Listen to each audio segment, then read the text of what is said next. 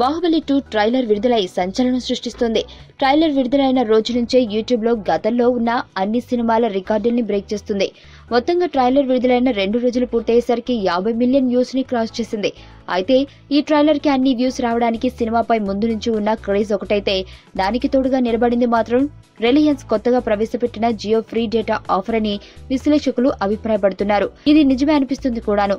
ఇక్కడే Mahesh fans tension పడుతున్నారు. దానికి కారణం కూడా జియోనే. ఎందుకంటే మార్చి 31 నాటికి జియో ఫ్రీ డేటా ఆఫర్ ముగియనుంది. మహేష్ మురుగదాస్ కాంబినేషన్ లో వచ్చే సినిమా టీజర్ మార్చి 31 లోపు వస్తేనే ఆ టీజర్ కి వ్యూస్ అధికంగా వస్తాయి.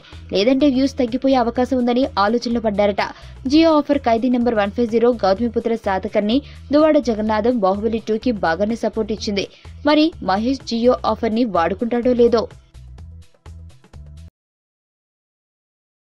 సుబ్బు, నీకు తెలుసా, నాకు ఎర్లీ మార్నింగ్ ఒక కల వచ్చింది.